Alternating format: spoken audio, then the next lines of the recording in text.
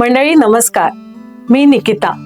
The common मॅनच्या B positive या series मधल्या पुढच्या भागात आपण भेटतो आहोत. आपण सगळेच सुखाच्या मागे किती धावतो नाही. चांगलं घर, गाडी, पैसा हे मिळालं की आपल्याला वाटतं आपण यशस्वी झालो.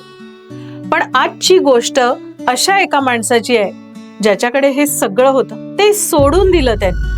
एका श्रीमंत वकिलाने आपली वकिली सोडून रेशमी कपडे उतरवून एका रोगाच्या रुग्णांची सेवा करायला सुरुवात केली, ज्यांना समाज स्पर्शही करायला तयार नव्हता.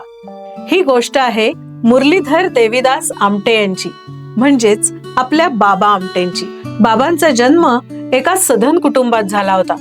सोन्याचा चमचा घेऊन जन्माला आलेलं हे मूल तरुणपणी ते स्पोर्ट्स कार चालवायचे, हॉलिवूडचे सिनेमे बघायचे आणि उत्तम वकिली करत होते. पण त्यांच्या आयुष्यात अशी एक रात्र आली जिनी त्यांचं संपूर्ण आयुष्य बदलून टाकलं. एका पावसाळी रात्री बाबांना रस्त्याच्या कडेला एक कुष्ठरोगी दिसला. त्याचं शरीर पूर्ण सडलं होतं, त्याच्या अंगात आळ्या पडल्या होत्या. त्याला पाहून बाबा तर घाबरून पळूनच गेले. पण त्या रात्री त्यांना झोप आली नाही. त्यांना स्वतःचीच लाज वाटली. त्यांनी विचार केला की अरे, जर मी या माणसाला काही मदतच करू शकत नसेन तर माझ्या वकिलीचा, माझ्या अस्तित्वाचा आणि माझ्या जगण्याचा काय फायदा. त्या एका प्रसंगाने बाबांना बदललं. त्यांनी कुष्ठरोगाचा अभ्यास केला, अगदी स्वतःच्या शरीरात या रोगाचे जंतू टोचून घेण्यापर्यंत, जेणेकरून या रोगाची भीती जगाच्या मनातून निघून जाईल. त्यांनी चंद्रपूरच्या एका ओसाड जमिनीवर आनंदवन उभं करायचं ठरवलं. सोबतीला फक्त साधनाताई आणि 2 मुलं.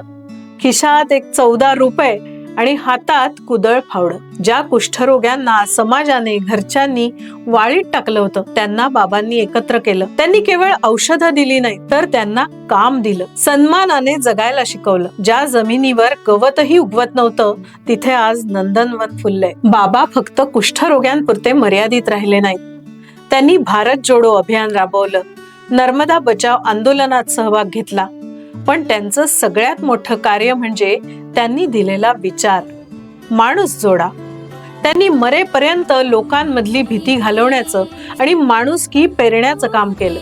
ज्या हातांनी एकेकाळी वकिलीची पुस्तकं धरली होती, त्याच हातांनी कुष्ठरोग्यांच्या जखमा धुतल्या. मित्रांनो, बाबा आमटे म्हणायचे, हाडं झिजली तरी चालतील, पण मन सडू देऊ नका.